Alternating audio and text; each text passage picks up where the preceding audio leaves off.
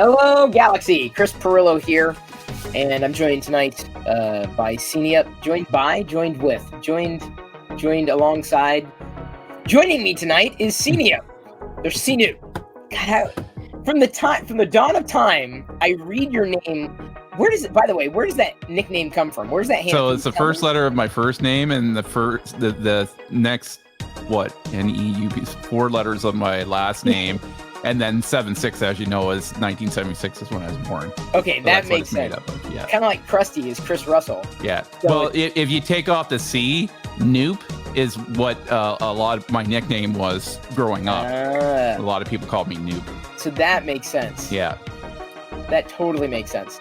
So we were just commiserating over home ownership here over the past 15 minutes or so before TLDR recording started, because right now I'm in the process of basically project managing, and have been since like Christmas time. The burst pipe downstairs, like directly below me, that room, the Lego room as it was dubbed, was basically blown out. Like everything was not destroyed. Carpet needed to be replaced. The walls damaged. They're just now getting around to putting up new drywall, etc. And so we were talking about having to replace carpet, and then what happens with this, and then what happens with that, and home ownership in general. So that's just yet another thing that's been on my mind. It's Wednesday, and when I said that I haven't even had a chance to watch Mandalorian Bad Batch, Cena goes, "Oh my God, I forgot it was Wednesday." It was Wednesday. I've had a pretty busy work day today. Yeah, that's why. It's been nuts. So that's where my mind is. Honestly, I'm not even sure if I'm in the proper headspace for anything. Certainly not Star Wars. But you want to sit back and you want to enjoy the things that you enjoy. You don't just want to watch it. You're just going through the motions. So I'm hoping that in doing this and kind of jazzing myself up and getting going will put me in a better frame of mind, so that when I have the moments to watch Star Wars as I want to watch it, I'll be able to digest it without being too distracted. This is an interesting, and I guess I didn't stage the browser here to show up in the actual feed, but there is a suggestion, and this is a fascinating suggestion to me. A suggestion that AI can effectively come along and write laws for us and do the whole back and forth. There's AI that effectively now is like a push button lawsuit. Like you can press a button and sue someone, like a telemarketer, a robocall. What we need, right? So, AI is just getting to the point where, it's good, but it's transformative at the same time, and that's the kind of transformation that I'm not sure we're ready for. Here, let me pull it up. Ethan's Dad 3D, by the way, Mark, aka Marcus, is running some Stable Diffusion, which I love. Look at that, he's doing some Mando cookies. So that is Mando Pi Day. Was it Pi? It was Pi Day yesterday. AI to write legal contracts or file motions would be next. Well, that's kind of what's happening. So it could save you money on lawyer fees for stuff that needs to be drawn or written up, right? Well, maybe it's not, and that's the thing. It's not like 100%. It's not like it's a perfect. It's a perfect replacement for a human being, at least at this point in time. Sorry, I was noticing my something going off. But the idea is, again, that it could remove a lot of that heavy lifting when it comes to these very time-intensive, intelligence-intensive tasks. So this particular article was fascinating to me, learning about what's known as micro-legislation. So how AI could step in and effectively make it easier to basically dovetail the dangers of lobbying. So lobbying, companies throw a lot of money at this stuff, and it's very time-intensive because you've got to think about making changes and understanding the impact of those changes. And this is what AI could effectively mitigate. So you teach the machines to assess the impact, have the machines work as strategists, and then effectively let them initiate and continue the process to the point where, there is a distinct possibility that at some point in the future, we will be governed by laws crafted or guided by AI. And I think that's coming sooner rather than later. So, there are areas that when we talk about AI, I mean, we fart around with, Stable Diffusion, Midjourney, ChatGPT, and I love it. I mean, I'm all in. Even though what I posted today, and even though this is not a news story I was intending on covering that I know of, but LinkedIn, because I don't know if anybody out there, unless you work at LinkedIn, loves LinkedIn. LinkedIn they made ChatGPT, or they integrated AI to help you write a profile, and then to help people posting job descriptions to flesh out that job description. And I'm like, why not take it all the way? Why not just have AI just replace the person who's being hired for the job? I mean, like, we are there. As asinine as that sounds, like we're there. Like, when we're talking about these matters in a theoretical sense, it's one thing, but we're not. We know full well what ChatGPT 3.5 could do, how 4.0 improves it, and 4.5 around the corner, 5.0, 6.0, etc., on down the line. It's only going to get better. It's only going to more dramatically replace, beyond augmentation, replace individual intervention wholesale. Today, no. Next year, I'm not going to say no. I think it's just moving so fast. They're talking about AI writing laws, or working on micro legislation, or helping or enabling lobbyists to craft legislation that plays in their favor, and then having that AI game out the scenarios, making it more viable, saving, because it's big money, saving even more money to basically twist legislation. And for whatever it's worth, this is not a Republican versus Democrat thing. It's not a conservative versus liberal thing. It's government. Get money out of government. Period. It's corruption. It's legalized corruption. And I realize this is me putting on a tinfoil hat, but I'm telling you, this kind of stuff, this garbage, this nonsense of lobbying has hurt us more than it's helped us. Yep. Us, the global us, hurt more than it's helped. And that does not mean that there aren't people with altruistic visions of what the future might be, or people who are driving for a better tomorrow. It's that I know full well that money talks, and it talks with government. So now you got AI, which is basically lowered the bar, or the barrier to entry under the bar, right? Because now it could pass a bar exam. AI could, lowering the barrier of entry to just about damn near anything, and made it so incredibly accessible that a jackass with a keyboard, aka me, could do it. So it's and this is not to say that the people with intelligence, matter more or less. It's that this tool in the wrong hands is enough to be dangerous.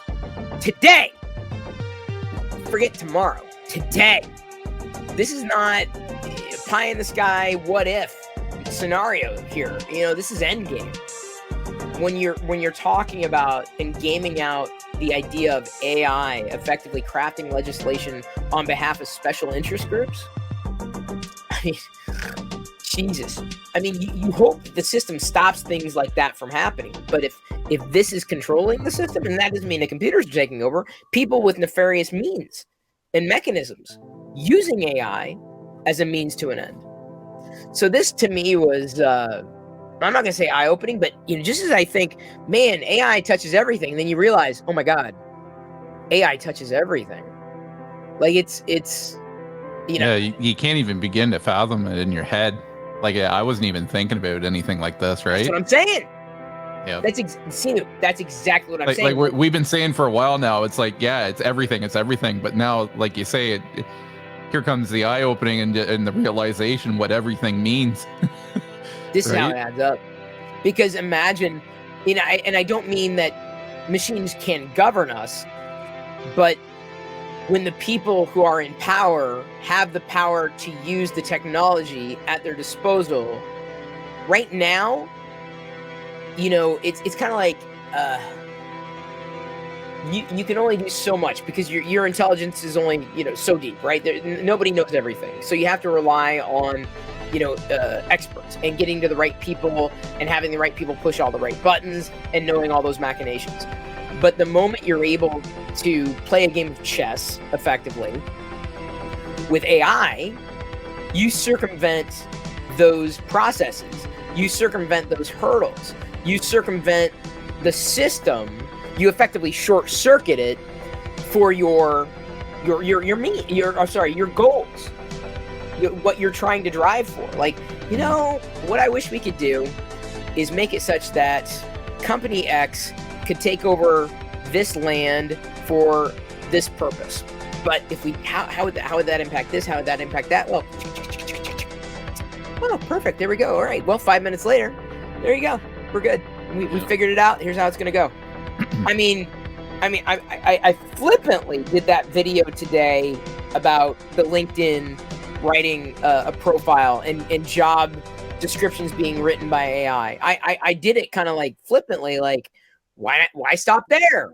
Why not just go all the way through? Because there's what's the point of doing anything anymore? And it's getting to that point. Mm-hmm. What's the point of doing anything anymore? AI is going to replace this. And whatever this is, fill in the blank. This.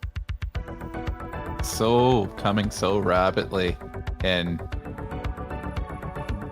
all of a sudden, like just we've heard. I mean, we've heard it coming, but we didn't realize once they dropped the bomb, like how far ahead they were with it, right?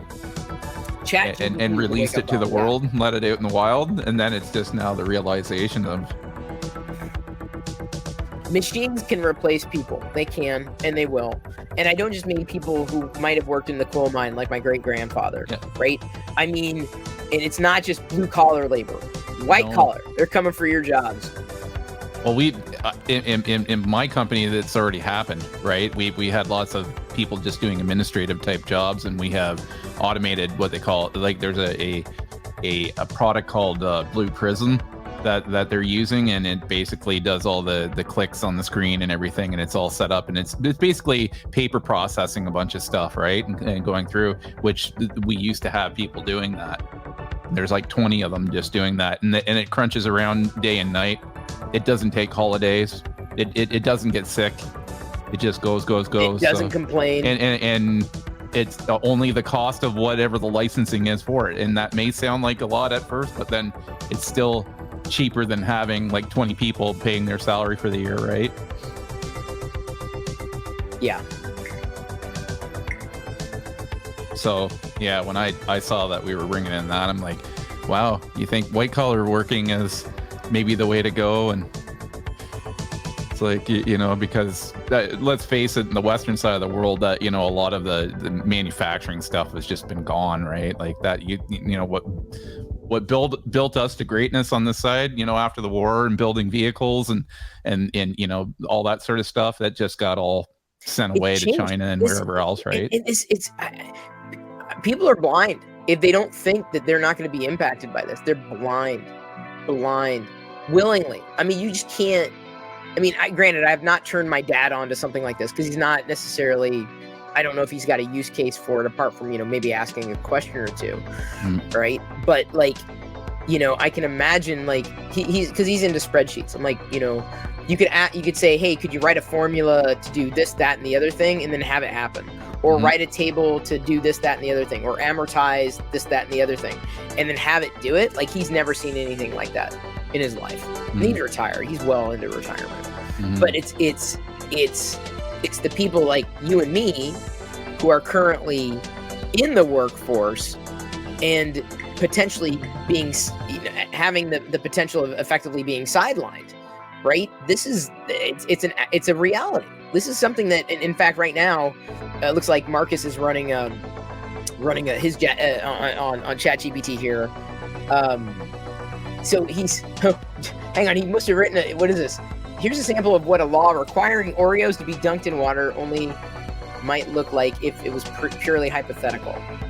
And then so it's like a law of what it might look like. But like, imagine gaming out. Just read this, kind of funny. You know, something like this where you've got these micro legislations being tacked on to build. I like section part 2. I'm sorry, I'm reading it. It shall be unlawful for any person to consume Oreo cookie in dry state. I love it. Anyway, sorry. That's funny. Hey, Oreos are vegan. Of course, if you buy it with a milkshake, there's something wrong. Well, the milkshake is not vegan. But you can put it in a vegan milkshake. Just an Oreo in a on its own, it is vegan. It's garbage, but it is vegan. You gotta have some garbage here and there, though. Well, good, like a little bit here. Low moderation, like pick a day where you have a nice little cheat day. Yep. Right? Yep. So anyway, that was that. I found that, and I was just like, whoa. Yeah. That was wild.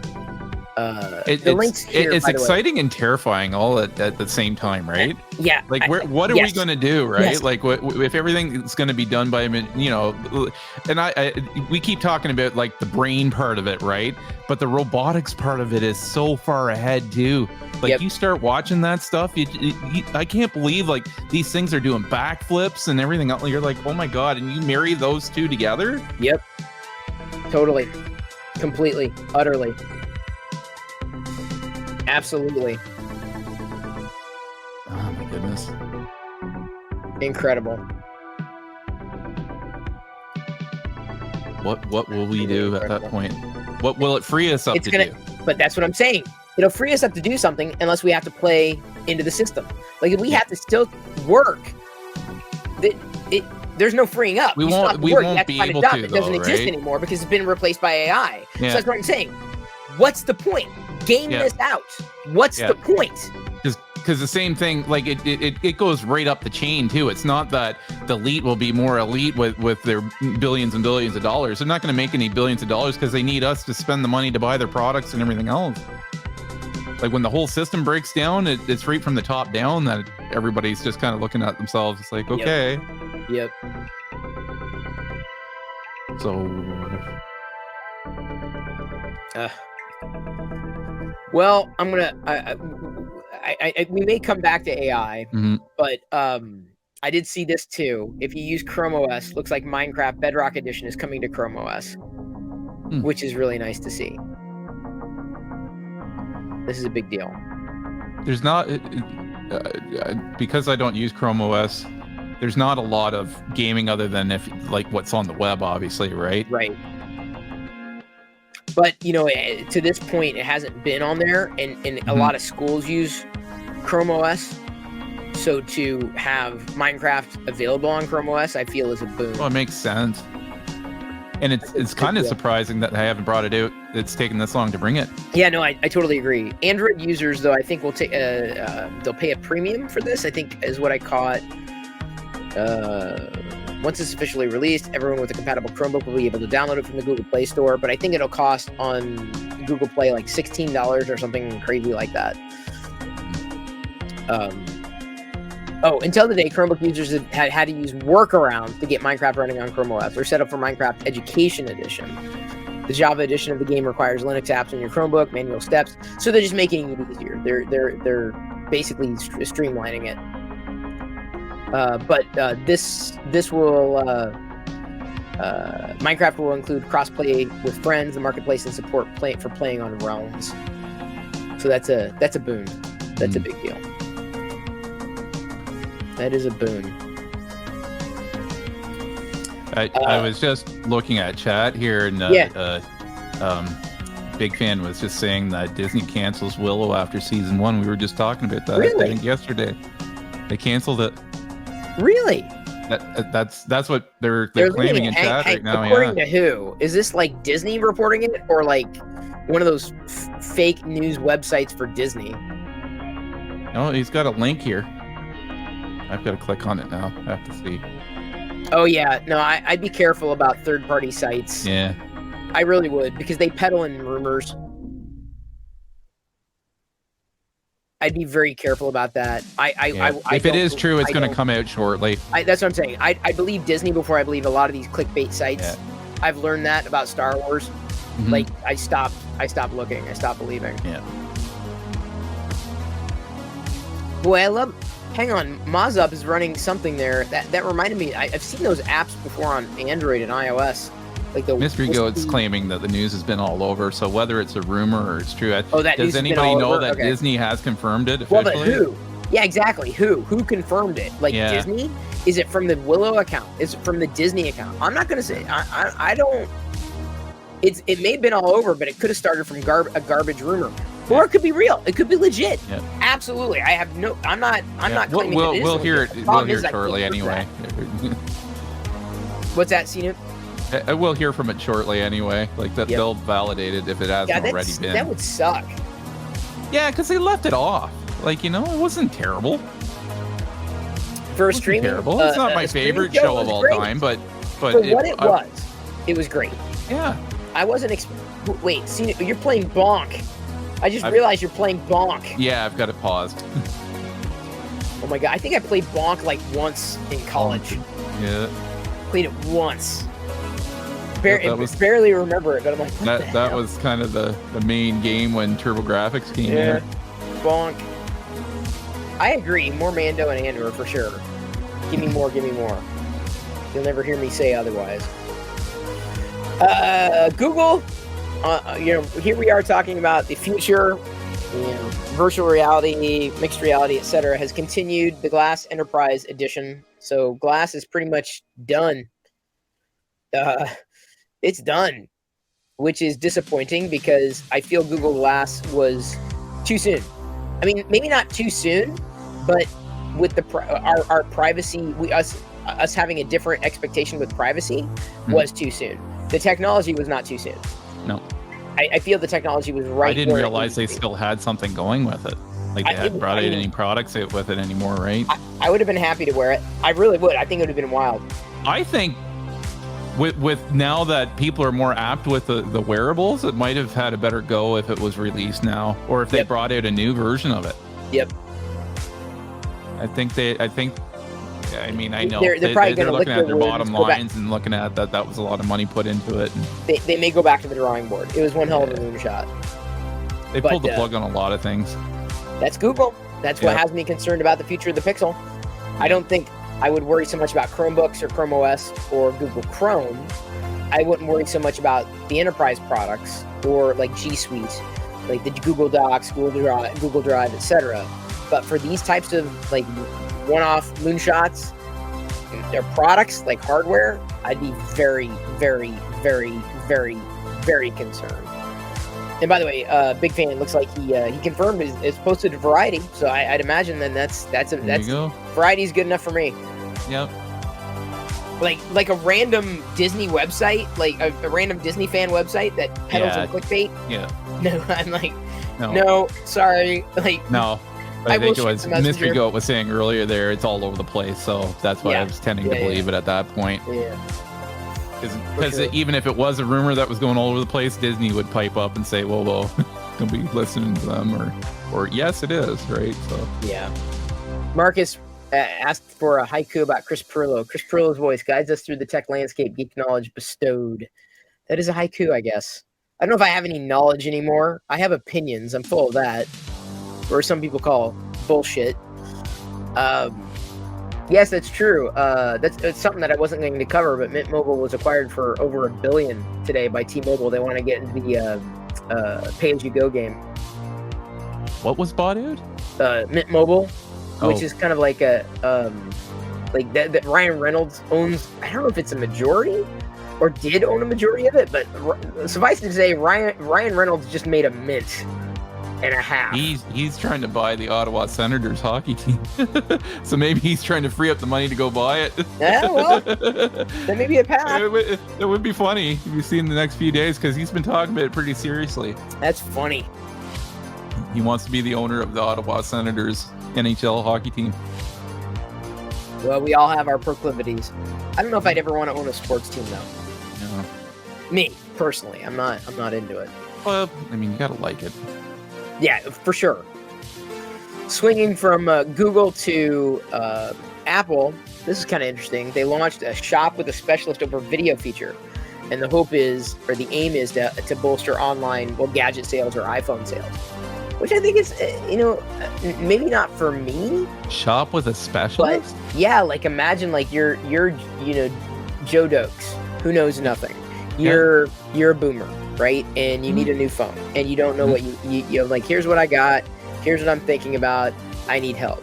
Well, then a specialist, instead of walking into a store, would be able to step you through it remotely. This is the kind of thing that I think is going to happen more and more often. Personalized shopping. I think this is actually, I'm not going to say a breakthrough. Well, I think that's what's helping some brick and mortars stay in business a bit, right? Personal shopping. And then you probably, I can see how this pans out too. You get a favorite specialist.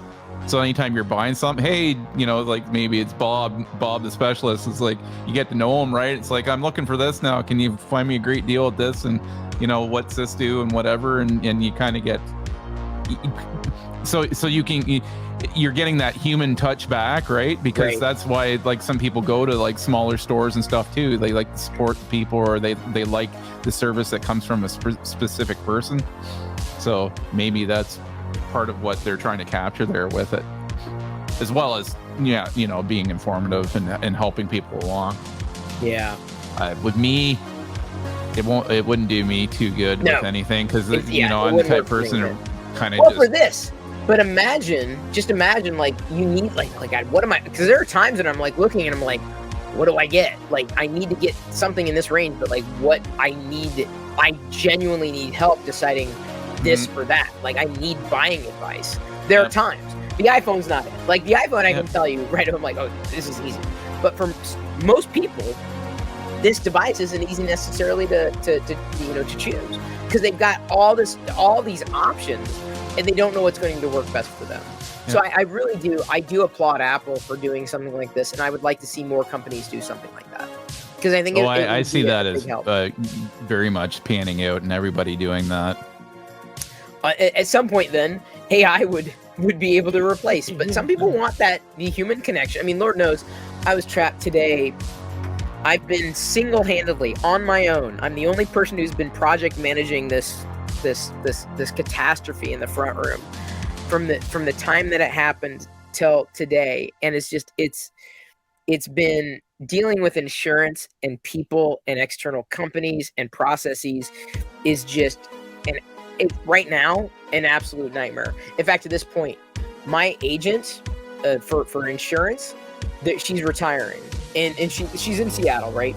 But like we live nowhere near her, and she said, well, we got a physical letter saying if you would like to transfer over to this woman's niece who's taking over the business, you have to sign the letter and send it back. I'm thinking, why am I signing a letter? F this. So I get on the website for insurance and say, do I need an agent? At this point, do I really need an agent? They're like, no, you can just get a hold of us 24/7. I'm like, done. There you go. Why bother with an agent? I mean, honestly, it's not worth it anymore. So I mean, because I can deal with them right directly, and I can deal with a human being at least by way of that, but not have to deal with one specific person. There's no value in having an agent at that point. So, a lot of these businesses are only going to further be transformed by technology, right? In this case, the web, replace the need for a specific agent. And at some point, AI replacing, these larger, let's say, call centers, where you'd normally call in and have a conversation with someone to be able to get an answer to your question. AI is going to get smart enough to be able to answer that question. Right now, no. Tomorrow, maybe not. Next year. I feel like it'll start with improving web chat, right? Because web chat right now, you'll get your basic canned responses and stuff like that coming through. Stone agent. And then it's like now transferring you to an agent if you've checked all the boxes of like, have you tried this and tried that, if you're doing troubleshooting or please list this or whatever, and give me and it just takes your information and asks you questions like of that to verify you or whatever, and now turning you to an agent. Well, I can see that getting improved so that you could have a whole web chat with like AI and get your answers and never actually reach a human. Exactly. And then it will just turn into, if you going voice, right, with it as well, whether that's online or you pick up the phone or it rings your phone, but you'll still be talking to a system, even though you'll hear an AI voice talking to you. So Ugh with a capital U. You know what's going to get harder? I mean, and yeah, we can go down the dark hole again about all of this, but you know how right now when you get these call centers that are scammers, and you know it's coming from overseas with accents and all that, right? You won't have that anymore, right? Like they'll make sure that it's a well clean spoken English person talking to you, so you might get tricked a little easier. It's ultimately outsourcing to a more affordable. I mean, it's all about the bottom line. So, like, when you cut from $20 an hour to $10 an hour to $5 an hour to no dollars an hour, like that, you're absolutely right. Like, it doesn't matter, regardless of who you are or where you're from, you're getting cut. You're on the chopping block, big time. Yeah, I can see if anybody's working in a call center, not to scare you, but I think that stuff will come very quickly. I think we'll see that improve in a short amount of time. Very short. Maybe even like you'll see quite a bit of a change in that even by next year. Wouldn't surprise me. Yeah. It really wouldn't. And you'll start hearing on the news, such and such call centers now closed. AI. People laid off. It's gonna happen. Yeah. We'll start hearing the news about layoffs versus it, with AI. There'll be an uproar about it too. I need to make a note because I thought I hit the record button, but it didn't record. So I'm gonna have to grab this out of the archives when it's done recording, or when the next. Yeah, I heard you say record, so it must not have. Because I heard you saying that you clicked record. Right. I hit record and I went to look and I'm like, it is not recording. I'm like, well, that is kind of funny. But that's okay. I can grab it from the Twitch archives here in a little bit. That's inconsequential to reset, especially like right now. Like it's not going to be that big of a deal. It just won't be like an instantaneous. I'm going to upload TLDR immediately. Not that we have like 1 billion people clamoring for it, or even like 100 people. This was interesting. Dell is apparently shipping a Windows 11 on ARM laptop for like $500, which, I mean, yeah, the headline reads, shockingly affordable. I don't disagree. Like, wow, that kind of. What OS is it running? Like a Windows. Linux one? Oh, Windows on ARM. A Dell Inspiron 14, Snapgen 8CX Gen 2. What can it run though? I thought Windows on ARM is like, I don't know, like the OS is obviously there, but and they have that for sure. But I thought that there was a lot of apps that just didn't run great. They have something like, what was that one we said that Mac had where it does a conversion or the emulation of Rosetta? Yeah. I forget what Microsoft calls theirs for their ARM, but I heard it runs crappy. So apps run really crappy on it. Now, whether or not that's changed in the last little bit, maybe they've done some big improvements, but that surprises me because I think that right there would be too premature to go run out and buy that laptop. This is a good deal for what it is. Absolutely a good deal. I just not so sure. I mean, it'll depend on the user, I guess, right? Like if you're just wanting to browse the web and open up a spreadsheet or something, you're probably going to be fine. I would use it as an alternative to a Chromebook and not look too much beyond that. Yeah, I wouldn't be thinking that's going to be a video editing machine or anything like that. Yeah. $500. I mean, this thing may sell. There was a Wall Street Journal ended up publishing a whole story. It was actually really interesting to watch. A video explaining what happens when you trade in your old phone, right? And why these carriers and these companies want your old phone. It's worth something. They buy it back from you for $200, but then they turn around and sell it for like $350. So, it's smart for them to recycle that way. Very, very smart. It's very cost effective. they're making money even on old phones. And I'm not going to say, more money, this way than, compared to, selling a brand new phone, but still it would be lost money otherwise, which is just absolutely fascinating to me. Absolutely fascinating. So if you have not yet watched that, and you've not yet traded in your phone, I just it'll be sent tomorrow, but I packaged up my Samsung Galaxy S22 Ultra. That's getting shipped back to, or shipped to. I've pretty much given up on Samsung. Whatever Samsung does is on Samsung. I'm like, I've made my case. I'm not gonna gamble with them anymore. At least at this time. But I'm sending mine back through Gazelle. I've used Gazelle in the past, so I'm sending it back through Gazelle.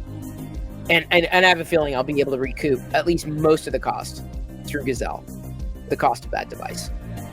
I guarantee though, Samsung still has not. I know, but I haven't reached out to PR or anything like that. Talked to a supervisor, or anything like that. I guarantee they have no idea I even exist. I'm just another customer, which is fine. It's okay. I'm just all I'm doing is just reporting facts. That's it. Flat facts. So what is your main phone that you use then? I'm on an S23 Ultra. I would love, and trust me, as much as I wish this could drive me to using another company, it won't. I'll be honest. There's no other Android device OEM in the States that's remotely viable for software. And Apple is still, floundering as far as I'm concerned with iOS. So I can't do iOS, and it would be very challenging for me to move from Samsung's software experience to another one. So I'm hoping, I'm not going to hold my breath, but I'm hoping that iOS 17 or whatever the next iteration is, 16, will be dramatically better, but it has not improved with performances I've experienced it across the board, and it's just sloppy. It's still very, very sloppy and choppy. That's been iOS since iOS 7. You notice, and I don't want to fully blame it, but ever since Jobs was the picture, like software hasn't been, because he was really on about that, right? That was a thing for him, like the software had to, and it just seems like now it's just like, let's keep dazzling them with the hardware and the new hardware refreshes and that. And yeah, they're throwing some features here and there at you with some of the stuff, but they're just, nothing's getting optimized anymore. The software and polished and that's the problem. It's not the features, it's the implementation. And honestly, Apple's just been so sloppy. And that's the thing that, Apple is all design and it's all, I'm like, but it isn't anymore. The emperor has no clothes. I'm sorry, but like, I'll tell the truth. I don't care. Tim Cook doesn't know who I am, and it doesn't bother me a bit. I'm not trying to, claw my way into getting access or a free review unit. I mean, I'm sorry, but that just doesn't titillate me. So I'm not here to give them, praise when they don't deserve it. I won't. Will not. I will when they do deserve it. Like I was just mentioning just a few minutes ago, like, what they're doing with the specialist. I think that's a great idea. But, with software these days, Apple is far from where it needs to be. Far from where it was. It's fallen from grace as far as software is concerned. Which is what made Apple, in my humble opinion, Apple. Apart from the the hardware, but like without the software running in at one time Apple was just, and because of Jobs, really, it was just on par, that everything was intuitive. When you walked up to it, you knew how to use it, right? And now you're getting like everybody else. Where did they hide this now? And how do you turn that on? And what's all this crud that I don't need anymore? And all this junk, and then not optimized. So I don't know where they're going with it. I don't. Very glad though that Cubomatic, aka Other Files, ended up sharing this on Discord. There, DreamWorks Animation is releasing the open source Moonray, so that's fantastic. It was announced at SIGGRAPH 2022, so last year, but now it's I guess it's an industry standard, or uses an industry standard. But yeah. It's for animation, right? Source. Yeah, I mean, it's a smart way of going, right? Just get the software out there for support. Yeah. big time. I think people will make more money in the end if everybody can reach it, right? Because then you're not worried about that, and you can reach more creative content creators and stuff like that, and you probably get a lot more. And then if there's a standard, you'll get kind of everybody on this kind of same skill sets and that, and I just see it as a good thing too. It's a good move. Anytime anything goes open source like this, not just a competitive advantage, but I feel everybody stands to benefit, and including the industry, at least as far as entertainment is concerned, and beyond, right? So that was a solid article to share, as well as Saints Angel. She shared this. For some reason, 6 games are currently free to claim with Xbox Live Gold. For some reason, I just love the headline. For some reason. So if you're Xbox Live Gold member, you may want to grab these games, including Space Invaders Infinite game, which, who couldn't use more Space Invaders in their life? I have been so far from playing actual on my consoles and all that. I didn't renew my Gold, and I didn't renew my PlayStation 1 either, because they're just kind of sitting for now. There's no sense if I know I'm going to be still busy for a while, and maybe once I get into vacation time again, I might do that, because I'll be able to spend some time sitting and playing more. But if I'm doing anything, it's like there's bonks right tonight, so I'll miss out on that. But I'll play not enough for me to go run and activate it to go get those games. Yeah, I hear you. I try to do everything by way of the web. Like, I'll get it when I get there. But like, if I can get to a website, a web page, I can facilitate it, I'm good. This was interesting. There aren't a lot of devices that support Matter right now that the standard, I believe, has been ratified. Belkin apparently is pulling back their Wemo devices, which is just disappointing, because the idea of Matter was to effectively mitigate these silos and to make it easier to have a smart home. Yeah. Not that I was necessarily embracing a smart home to begin with. I have some Wemo devices around. I started out with Wemo. I still have some light switches and stuff like that. I've mainly moved a lot to the Philips stuff now, but like the Philips Hue, so it's right in the light bulbs and the lamps and stuff that you get there. But some of the light switches on the wall and that, and I had a couple smart plugs from them and that. They were early on in the game too. Yeah. So I don't know if it's just they feel they didn't take hold, or. So they have supported Thread, right? And you knew that, the whole idea, it was expected that the new connectivity standard, Matter, promised to, for once and for all, tear down the walls that have sequestered ecosystems away from one another. They're pulling back. Now they're just AirKit, or HomeKit. Not AirKit. So they were aboard initially, but not so much anymore.